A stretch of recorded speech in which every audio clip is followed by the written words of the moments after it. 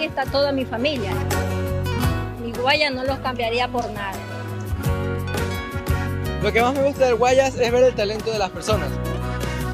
A mi Guayas no lo cambio por nada. Ese orgullo guayasense está presente en cada uno de sus rostros. En esta calor, subirse a buses con aire es posible. Este es nuestro trabajo, hacer que tu día a día sea más fácil. Por eso en ATM somos más que tránsito.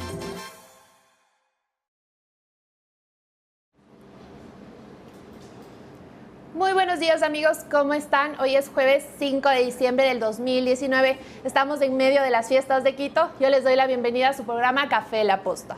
Yo soy Gabriela Yepes y antes de arrancar con el programa de hoy, quiero agradecer a nuestras marcas auspiciantes que nos permiten estar todas las mañanas aquí con ustedes, que es lo más importante. Gracias a la ATM de Guayaquil, gracias a SIX Rentacar, que permite que el equipo de La Posta se movilice de forma cómoda y segura por Quito y Guayaquil.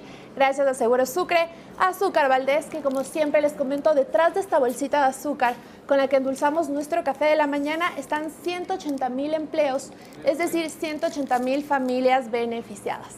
Quiero hacer una mención especial también para el proyecto Guayas Contigo del Gobierno del Guayas. Sin duda es una gran iniciativa porque le brindan salud y bienestar a todos los guayasenses. Y finalmente quiero hacer una mención especial también para la cafetería Melate, que nos recibe todas las mañanas con las puertas abiertas y nos brinda lo más rico del café. Bien amigos, dicho esto, podemos pasar a la entrevista. Hoy trataremos un tema muy importante, pues este martes pasado la Asamblea Nacional aprobó el Código de la Democracia. Y dentro de esto está la paridad de género.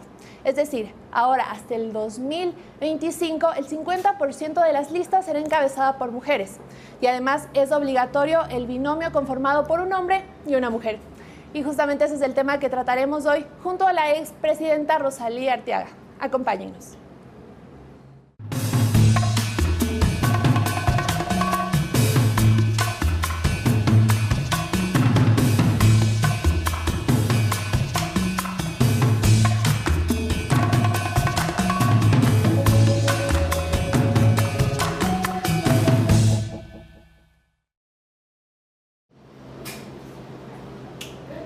De nuevo, muy buenos días amigos, gracias por quedarse en la entrevista. Ya estamos con Rosalía Arteaga y además hoy es su cumpleaños. Feliz cumpleaños y bienvenida. Muchas Rosalía. Gracias, de verdad. Gabriela, un saludo muy cariñoso a todos quienes siguen este programa y claro, a veces la gente me dice, tenías que haber nacido en Quito, naciendo un 5 de diciembre. Pero la verdad nací en Cuenca y sin embargo vivo aquí hace muchos años y soy muy agradecida con la receptividad que me ha dado esta ciudad y bueno, estamos festejando el cumpleaños, ¿no? Aquí. Sí, gracias. Bien, Rosalía, como comenté al inicio de la entrevista, el martes se tomó una decisión importante dentro del Código de la Democracia, se acepta la paridad de género. Ahora para el 2025 el 50% de las listas será encabezada por mujeres y será obligatorio un binomio formado por hombre y una mujer. ¿Celebra esta decisión? A ver, Gabriela, usted sabe, el pueblo ecuatoriano, que yo he sido una luchadora por los derechos de la mujer. También debo decir que yo no necesité un sistema de cuotas para llegar a donde llegué. Que sufrí y fui víctima del machismo también es cierto, sobre todo en el año 97, cuando no se me permitió mantenerme por más tiempo en la presidencia de la República, como era un derecho. Así es que soy una luchadora por los derechos de la mujer. Creo que es muy importante el tema de la paridad y que las listas estén integradas, pero no solamente eso, porque desde hace bastante tiempo tenemos un sistema paritario en el que se dice que, por ejemplo, ministros y ministras, en fin, en los cargos no solamente de elección popular, sino aquellos de designación, tiene que estar o tiene que haber paridad, y esto no se cumple. Si usted mira incluso está el en la gabinete, Constitución. claro, si usted mira el gabinete actual, pues no hay paridad, no hay paridad. Entonces, a mí sí me preocupa que hay muchas leyes que quedan en el papel y que se ve la forma de distorsionarlas. Estoy completamente de acuerdo en el tema de paridad en las elecciones que son múltiples, diríamos así, en que hay listas, ¿no? En que haya que las mujeres encabecen las listas, etcétera. En el tema de las elecciones en las que son uninominales, como por ejemplo la presidencia, la vicepresidencia de la República, yo allí creo que debió reflexionarse un poco más, porque podría dar lugar a alguna distorsión, ¿no? Es decir, ahora los partidos políticos van a andar a la casa de mujeres a ver quién acepta o a quién la consideran con las posibilidades de integrar un binomio. Entonces, yo diría que allí debió haber un poquito más de reflexión. En el resto estoy totalmente de acuerdo. En las uninominales me preocupa porque indudablemente los binomios se integran de acuerdo a una serie de consideraciones. Me preocupa también que después otras minorías, algunas minorías como LGBT y todo esto, se vaya también a exigir este tipo de... Entonces, esto se vuelve una cosa demasiado compleja, con demasiados requerimientos, y en la democracia también tiene que verse la calidad de los participantes, ¿no? O sea, quiénes llegan, qué méritos tienen, etcétera. Sabemos que a lo largo de nuestra historia hemos tenido desastres, ¿no?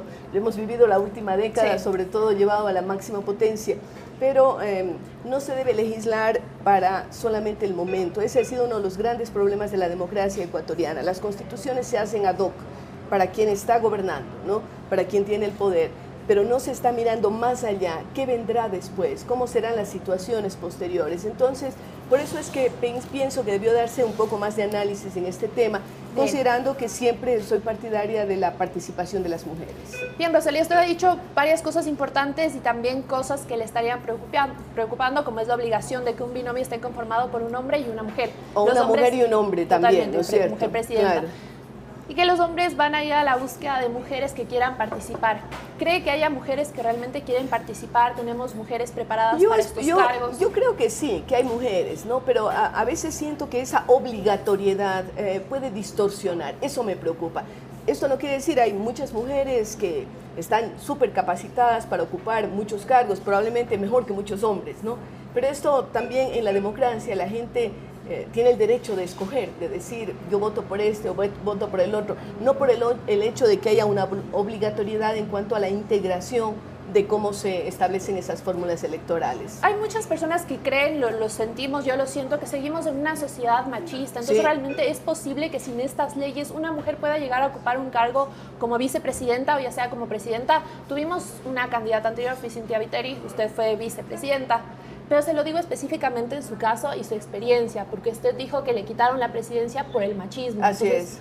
¿cree que ha cambiado eso ahora? Yo creo que para corregir el machismo, como para muchas otras cosas, tenemos que ir a la educación, a los procesos educativos.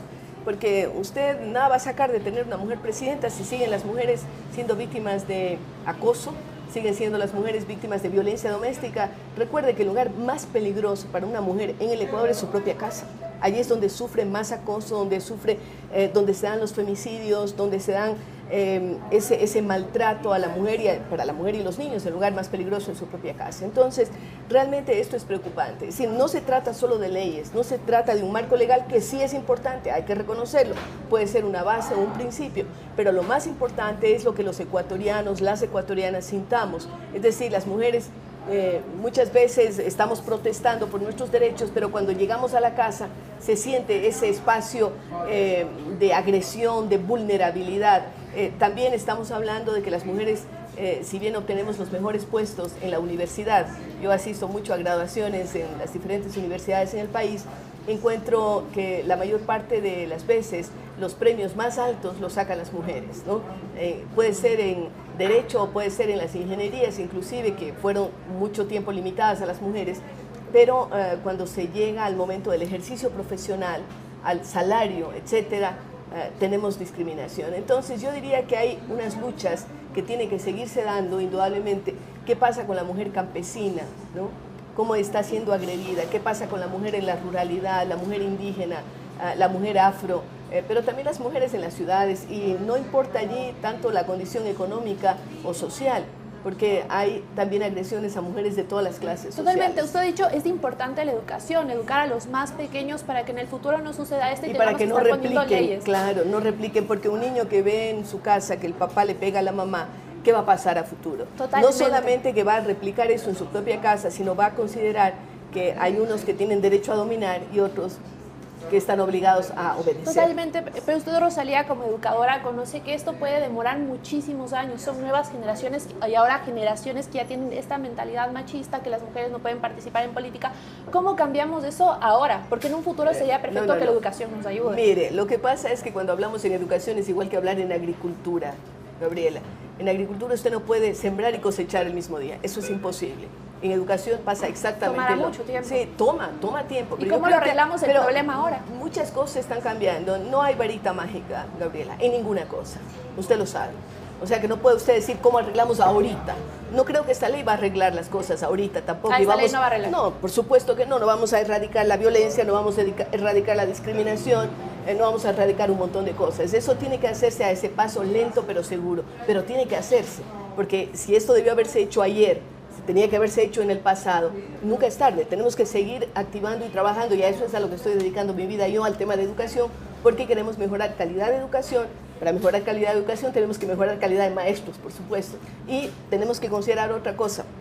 En el Ecuador, como en la mayor parte de países, no solamente de América Latina y en el mundo, la mayor parte de profesores en realidad son mujeres, maestras. Más del 70% de profesores de educación básica y media somos mujeres. Y en este sentido hay que decir, ¿dónde está el quid del asunto? Si somos mujeres las que estamos educando en la casa, porque educamos a nuestros hijos, y claro, hay una mayor participación ahora de los chicos más jóvenes en la educación de los hijos, pero sigue siendo la madre la pieza fundamental. ¿Qué está pasando entonces con esos hogares y qué está pasando con la escuela en donde somos las mujeres las maestras? Allí yo creo que hay que incidir fundamentalmente. Bien, Rosalía, después de que esto fue aprobado el Código de la Democracia, salieron muchos comentarios de la gente que se opusieron a esto porque dicen que no debería ser un tema de género, debería ser más bien un tema de méritos. Pero, ¿qué pasa? A ver, porque yo he visto esos comentarios, Gabriela, sí, y muchos me molestan, porque son comentarios absolutamente machistas, hirientes, ¿no? Y empiezan a citar nombres, a decir, entonces se le va a poner a esta o se le va a poner a la otra. Realmente es ridículo, porque también podríamos decir de muchos hombres. Nadie se pone a cuestionar a los hombres, ¿no? Ahora que hay fotos de mujeres, dicen, pero hay mujeres capacitadas. Hay mujeres capacitadas, claro, porque también la pregunta es, ¿hay hombres capacitados después de todo lo que ha pasado en el Ecuador?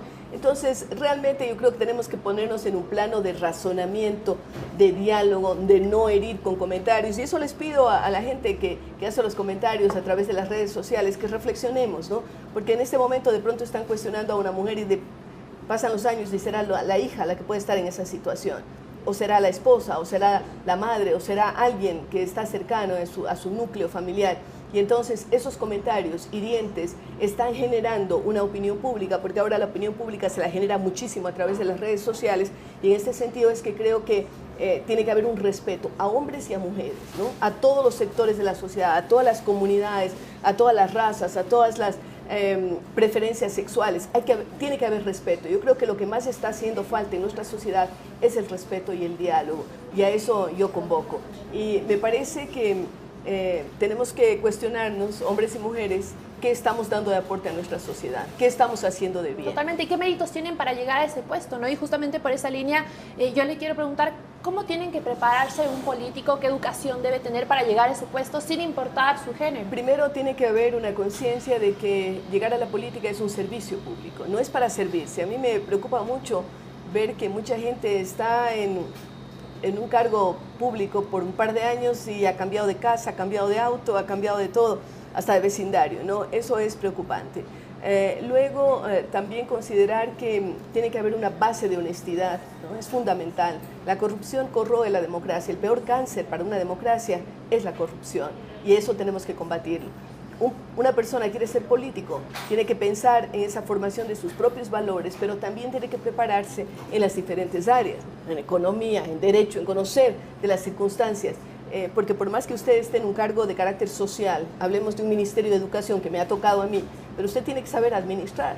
O sea, no es cuestión simplemente de ser un educador o una educadora, sino saber administrar, porque usted se va a enfrentar con miles de problemas, con miles de situaciones que tienen que ver desde con el tema presupuestario hasta con los otros aspectos que tienen que ver ya con la sensibilidad de cómo afecta, por ejemplo, construir una escuela en un lugar que está alejado, ¿no? Que está alejado de donde viven las personas, de donde viven los usuarios, y cuánto tiempo le va a llevar a esa persona de caminar o de tomar un transporte que no siempre es el más adecuado.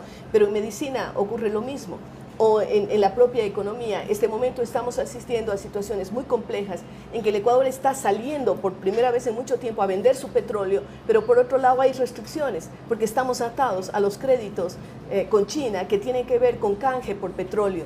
Entonces, tiene que verse y tiene que analizarse. Una persona que llega a una función pública tiene que estar súper preparada en diversos campos. Lo multidisciplinario, además, es ahora la ley. O sea, usted no puede ser especialista en una sola cosa, tiene que buscarse, y si no es usted mismo, tiene que buscar gente a su alrededor que le dé el asesoramiento. Puede ser hombre o mujer, y los equipos, lo ideal es que sean multigénero, multidisciplinarios, etcétera, porque usted puede tener la visión de las diferentes áreas. Yo digo siempre que la realidad es como una especie de prisma, un prisma de cristal, ¿no es cierto? Y usted puede ver la realidad desde una faceta del prisma, desde un lado, pero eso no es la verdad completa. Usted tiene que apreciar el complejo engranaje de lo que es un prisma, el complejo engranaje de lo que es una sociedad. Y en este sentido yo invito siempre a los políticos a que se trate de ver ese engranaje completo, esa visión del prisma, porque eso nos va a dar una visión completa de lo que es la realidad, y podremos ser mejores funcionarios, mejores autoridades, pero también mejores ciudadanos. Lo último que pasó en el mes de octubre, yo creo que tiene que hacer pensar en que debemos crear una especie de cátedra de ciudadanía, porque un buen ciudadano no destruye su ciudad, un buen ciudadano no ataca a su vecino, un buen ciudadano no dice groserías en las redes sociales, un buen ciudadano, o sea, yo puedo pasarme aquí el día entero hablando de lo que es ser un buen ciudadano, pero me parece que esa reflexión interna es importante. Yo reitero que me alegra que cada vez más el tema de la visibilidad de las mujeres en la política sea importante. Hay que analizar, no se trata simplemente de que decir, bueno, ya el decreto salió, estamos felices, vamos a festejar. Hay que ver cuál es la realidad ecuatoriana y hacia dónde vamos. Bien, usted ha hablado mucho de la clase política, de cómo debería estar preparada, ha dado incluso recomendaciones, pero ¿cree que actualmente, si nos situamos ahora, tenemos una clase política preparada? No, no la tenemos. Allí está la realidad del Ecuador, un país que ha vivido una bonanza económica como nunca la tuvo, más de $150 el barril de petróleo, hallazgos de minas de oro, de cobre y de plata, importantísimos los hallazgos en Fruta del Norte o aquí más cerca de Quito. También se ubican entre los más importantes del mundo en cuanto a la cantidad de oro a ser explotado. ¿Y qué estamos haciendo? Estamos permitiendo que ocurran cosas como las de Buenos Aires, estamos permitiendo que la gente siga todavía sin satisfacer sus necesidades básicas. Yo diría que existe una carencia de preparación de líderes. Por eso en Fundación Fidal estamos desde hace 5 años capacitando a jóvenes en valores, en conocimiento de la realidad nacional, en conocimiento de la realidad internacional, en cómo hacer proyectos, en cómo ser emprendedores. Nosotros aspiramos que de esa escuela salgan esos líderes que el Ecuador necesita. ¿Y ve gente preparada también en el gabinete presidencial? ¿No ve gente preparada en el gabinete presidencial? No puedo decir eso, no puedo decir que todo el mundo es malo. Yo creo que hay gente muy valiosa que está allí. Creo que el presidente tiene buenas intenciones, pero las decisiones que se tienen que tomar tienen que ser tomadas a tiempo.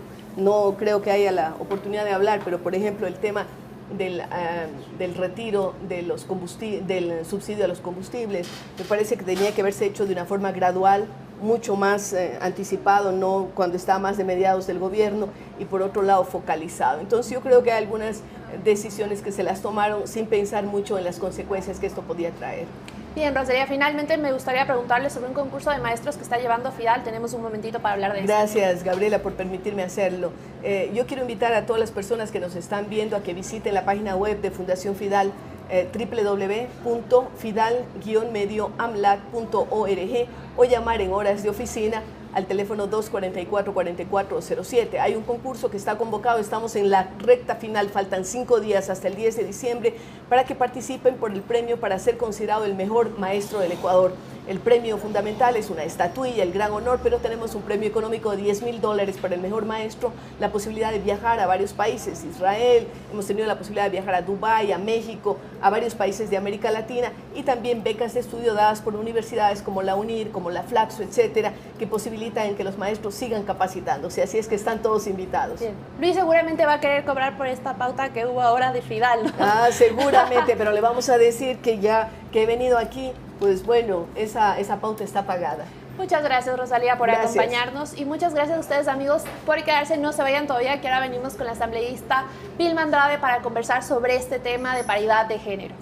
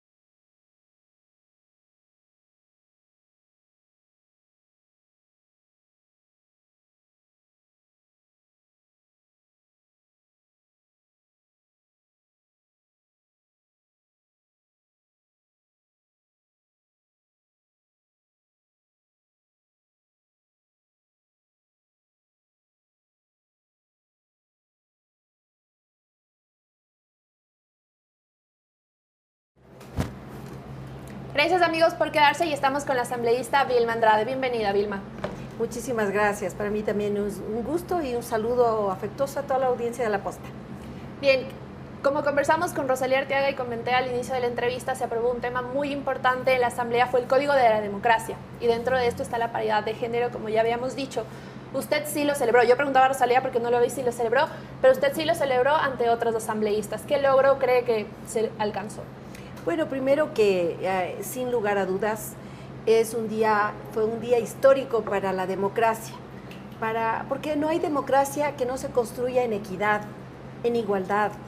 Y creo que para hablar de equidad tenemos que pensar en la lucha que debieron ejercer nuestras abuelas, nuestras madres, nuestras hermanas, que fueron abriendo el camino realmente para que lleguemos a una sociedad un poco más igualitaria. Este triunfo, que yo lo considero así, permite y obliga a que las organizaciones políticas vayan encabezando las listas a las mujeres, es decir, con opción de llegada. Vamos a empezar en el año 2021 con el 15%, en el 2023, en el proceso electoral que se dé en ese año, con el 30%, hasta llegar al 2025 con el 50%. Ninguna organización política o movimiento podrá inscribir las listas si no está cumpliendo con esta paridad del 50%. Es progresivo, ¿verdad? ¿Por qué no se lo hizo totalmente para estas elecciones del 2021? Porque había un poco la negativa desde algunos grupos políticos de que no están preparados, de que supuestamente no hay mujeres para que participen en política. Ellos argumentan que no hay mujeres. No hay mujeres. ¿Usted qué cree? Pero yo creo que no es solo que no hay mujeres.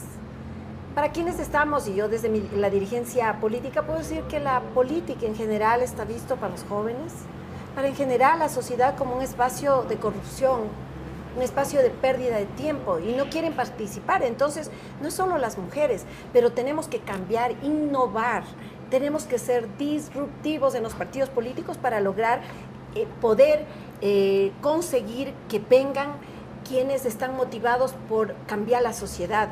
Y para eso no es solamente el hecho de etiquetarse con un partido político. Cuando nosotros hablamos de los temas ambientales, de los temas tecnológicos, de los temas de derechos, de los grupos LGBTI, de los grupos de mujeres, de los grupos animalistas, vemos cómo la sociedad se moviliza, es decir, están haciendo política activa. Nosotros lo que tenemos que hacer, y en mi organización, en Izquierda Democrática, hemos hecho es recoger esos planteamientos, esos activismos, esas luchas por las que están haciendo para que ellos puedan representar esas causas a través de la política. ¿Cree que deberían tener los grupos de LGBTI una cuota obligatoria dentro de las listas? Bueno, por ahora no está dado eso, pero ¿cree que debería ser en el debería futuro? Ser en el futuro. Nosotros, le debo decir, hemos tenido ya en 2 procesos consecutivos la representación, dada precisamente porque vienen de esa lucha de igualdad, de esa lucha por derechos. Entonces, ojalá que vayamos modificando también esto. Creo que si bien no está en la ley, y a veces cuando no está en la ley no se cumple. Desgraciadamente, mucha gente nos ha dicho, ¿no? Pero ¿por qué las mujeres están luchando porque existe en la ley? ¿Por qué no se lo ganan? Y me pregunto, ¿por qué no se lo ganan también ellos? ¿No es cierto? Porque ahora el tema es de capacidades, es de entrega, pero para eso también hay que darle oportunidades. Entonces creo que algún momento habrá que también reglamentar eso, legalizar para que los grupos minoritarios, los grupos LGBTI, grupos de mujeres, grupos organizados, puedan tener un espacio en las organizaciones políticas y de esa manera ser una sociedad más tolerante. Para el 2025 el 50% de las listas deberá ser encabezada por mujeres. A su parecer, en el futuro, ¿cuál debería ser el porcentaje para los grupos LGBTI? Bueno, habrá que ir en progresividad. Yo creería que volver a hacer una reforma tal vez le conlleve a otra asamblea, tal vez ya no estemos nosotros, pero creo que habrá que plantearse, y creo que los grupos del LGBTI tienen ese reto, tienen que hacerlo. Hemos logrado también algo muy interesante que llevaba también a desestimular la participación de las mujeres, y era la violencia política. En el último proceso electoral se detectaron 574 ataques a mujeres candidatas, y no por la propuesta, no por la tesis, no por el programa que estaba presentando, su apariencia física, porque según quienes las criticaban no cumplía los cánones establecidos, y no lo hacían con hombres, que también en estos cánones posiblemente algunos se salían de eso. Sin embargo, los epítetos lanzados contra las mujeres tan ofensivos que me llevaron a que yo proponga que ahora mismo existan sanciones para aquellos candidatos que atacan a una mujer con estos hechos violentos. Es una realidad esto de la violencia política en el Ecuador. Totalmente, y en algunos casos está soterrada, porque cuando le dicen a una mujer que está en una candidatura que vaya a su casa, que vaya a cocinar, que vaya a cuidar a los hijos, están violentando el derecho de participación, pero han ido mucho más de eso con epítetos que son irrepetibles. Entonces yo creo que... Lo venimos escuchando también desde el gobierno de Rafael Correa, ¿no? Por supuesto. Asambleístas, a la candidata Cintia Viteri. Yo creo que cuando desde el poder, y peor con un poder tan absorbente, tan concentrador, tan confrontativo y respetuoso con todos, porque no fue solamente con las mujeres, fue con todo, que confrontó a los ecuatorianos, se llevó inclusive a exacerbar esa violencia. Sin lugar a dudas, eso fue un elemento que se fue compartiendo y que ya se veía como natural la ofensa a las mujeres. Hoy podrán ser inclusive descalificados los candidatos que ofendan o que violenten a las mujeres en los procesos electorales. ¿Cree que esta violencia política se da únicamente a mujeres o también se puede dar a personas de otras etnias? Sí, también. Por supuesto, porque hay que decirlo, cuando siendo mujer y siendo indígena o afroecuatoriana o teniendo una capacidades especiales, también se somete a esa violencia. También puede darse. En general, pero Participación Ciudadana, que es un organismo no gubernamental, hizo un análisis completo del proceso electoral último, y realmente la violencia era contra las mujeres, es específico, y por eso hay que erradicarla, y por eso hay que anormarla y ahora sancionarla si fuera el caso, para que realmente se cumpla.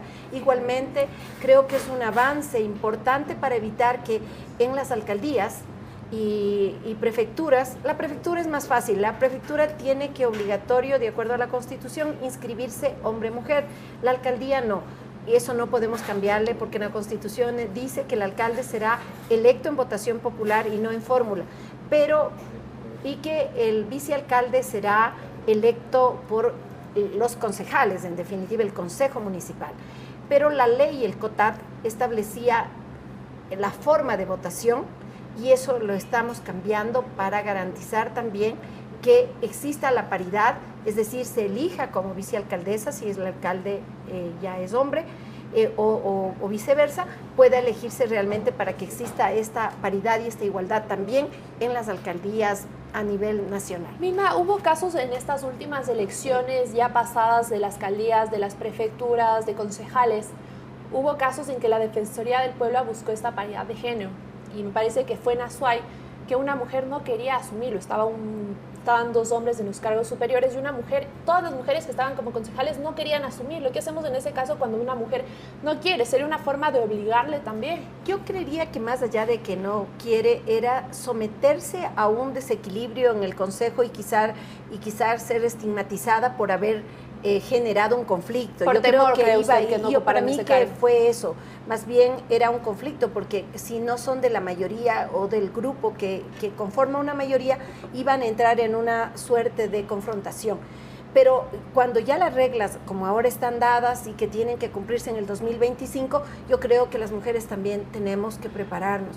Y creo que ahí hay un gran reto desde las organizaciones. También, ¿no? Porque no solo es un tema de mujeres, más bien para un cargo de elección popular todos deberían prepararse y tener requisitos mínimos. Usted lo ha dicho. Para mí lo fundamental es que quien quiera optar por una elección popular, sea para llegar al Consejo Municipal o al Consejo Parroquial o llegar a la Asamblea Nacional, tiene que conocer la realidad social, política, económica de su país o de su ciudad para poder proponer cambios a esa realidad.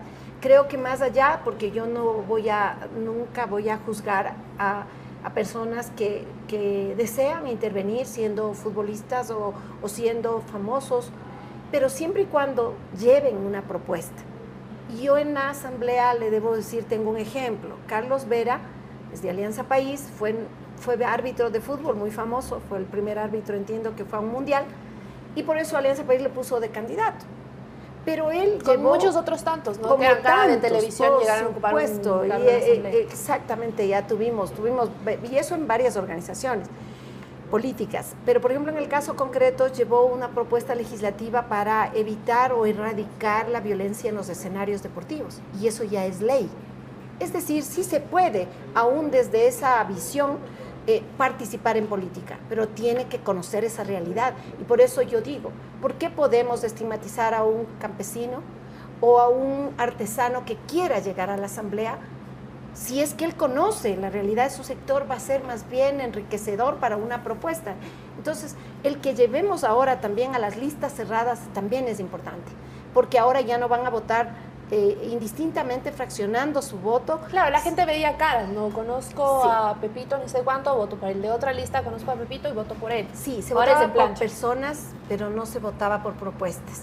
Y creo que eso obliga a que más bien la propuesta sea la que esté encaminada, pero también a que había una distorsión, porque cuando estamos eligiendo a 5 concejales creían que tienen 5 votos. Entonces decía, yo le doy un voto a este y no, y lo que le estaba dando es el 20% de su voto. Entonces ahora sí tendrá que estar claro y que más bien esto va a darse a través de la votación por propuestas. Y claro, sí, de hecho va a haber personas famosas en las listas, porque también la gente dice que haya una renovación, pero no votan por los desconocidos. Pero también hay otro anuncio importante para esto. Es mi propuesta igual de que los jóvenes integren las listas, un 20% obligatorio. Todos los partidos tendrán que poner en sus listas 20% de jóvenes de 19 a 29 años. Tenemos jóvenes interesados en participar en la política, porque hablamos al inicio de este desencanto de la política, tanto de mujeres, de jóvenes. Así es. Tenemos jóvenes lo que pasa es que los jóvenes quieren ser actores de cambio de la sociedad inmediato. No quieren llegar a un puesto o un cargo para hacerlo. Y si hay la posibilidad de dar este espacio, sobre todo para mí, sigo partiendo del activismo social. Ya no son las grandes luchas las que movilizan. En la década de los 80, y hablo desde mi experiencia, nos movilizaba por ejemplo, la lucha por las 8 horas laborales o las luchas por las reivindicaciones sociales grandes.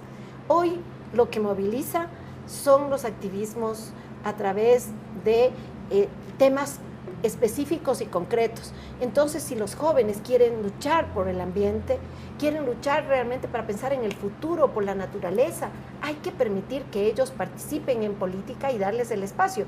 Pero cuando ya se abre este espacio ahora, obligatorio que los jóvenes tengan que estar tomados en cuenta, no para llevar las banderas, no para repartir afiches, sino para ser parte de la construcción de una propuesta para mejorar la sociedad. Yo creo que estamos llegando realmente a mejorar la democracia. Bien, eso en cuanto al tema de jóvenes. Regresemos un poco al tema de paridad de género de las mujeres. Hay estudios que publicó Diario El País en donde dice que en general, en todo el mundo, los hombres son quienes se interesan mucho más por la política que las mujeres. Yo, de experiencia propia, también lo he vivido así cuando he salido por las calles a preguntar a la gente un tema político sobre un político. Las mujeres no conocen al político, no todas, obviamente son casos específicos, no conocen al político o no dicen, no quiero hablar de política. Entonces, ¿cómo podemos llegar ya al 2025? Estamos hablando de 5 años con mujeres que quieran participar. ¿Realmente vamos a tener la capacidad de ocupar todos estos puestos, las listas? Tenemos que hacerlo y para eso tenemos que innovar, como decía, los partidos políticos. Si no reconocemos que las mujeres tenemos ciertos roles que son indelegables, el hecho de ser madre, por ejemplo, y que eso ocupa por naturaleza la mayor parte de nuestras horas de trabajo, tenemos que dar pues unos cambios. Nosotros, por ejemplo, en Izquierda Democrática hemos creado una zona lúdica para que puedan los niños estar entretenidos mientras su madre está en una charla, está en una conferencia o está en una capacitación o está tomando decisiones en los cuerpos colegiados. Si no damos esos espacios, si no permitimos también y no entendemos de que la cultura de las mujeres, y por eso hablamos de feminizar la política bajo esos parámetros realmente de conciliación. Sí, yo quiero ponerle como un ejemplo, porque siempre los ejemplos creo que nos clarifican el panorama. Decimos, las mujeres no se interesan en política, pero vaya usted a ver la dirigencia barrial. El 90% de dirigentes barriales son mujeres. ¿Por qué? Porque lo que quiere la mujer es cambiar el entorno para su familia, para sus hijos, quiere mejorar las condiciones de vida de su familia. Entonces, partiendo por eso, de ese interés, nosotros tenemos que pensar también que todos los puestos de mujeres tienen que abrirse. Los directorios en las empresas públicas, todos son presididos en su mayoría por hombres. Las privadas deberían integrarse también a la paridad de género. Estoy justamente analizando una propuesta para ir igualmente en forma progresiva, porque también vienen con la misma excusa. No hay mujeres. Claro que hay, en su grupo empresarial, económico, hay valiosas mujeres que ya han demostrado, pero son contadas. Hay que permitir ese acceso y hay veces que hay que hacerlo por ley para que les den los espacios en la toma de decisiones que las mujeres tienen que ir asumiendo y de esa forma permitir también que haya un equilibrio en esas decisiones, porque si están pensadas solo desde una óptica, las decisiones van a seguir marcando una sociedad patriarcal que sin duda es la nuestra. Pero digamos, situándonos en nuestra realidad, ¿cree que actualmente sí hay mujeres que quieren participar en la política, como usted ya lo ha dicho, pero no están participando? ¿Por qué? ¿Por una violencia política? ¿Porque los hombres son más tomados en cuenta en los partidos? Efectivamente eso, porque si vemos, ¿no es cierto?, que yo voy a estar ahí y mi nombre va a ser utilizado como un relleno. Y que hay un tema que también es importante y es el financiamiento político. De hecho, los hombres, por su propia naturaleza de inserción al trabajo, al ámbito laboral, tienen quizás mayores recursos.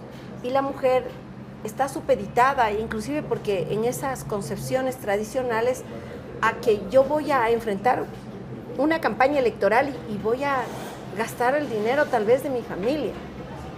Y eso limita su participación.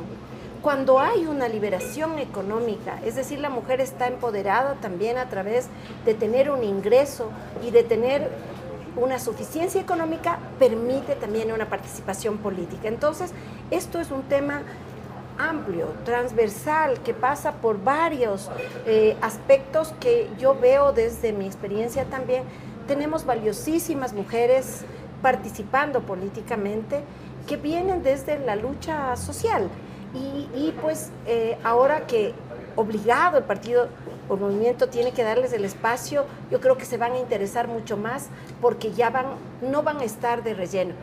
En los puestos de llegada pueden estar, aunque sea obligado, sí, porque así han sido todas las luchas. Si no vemos la historia, inclusive del Ecuador, recordará, Gabriela, usted que se aprobó la norma constitucional del 50% hombres y mujeres en las elecciones.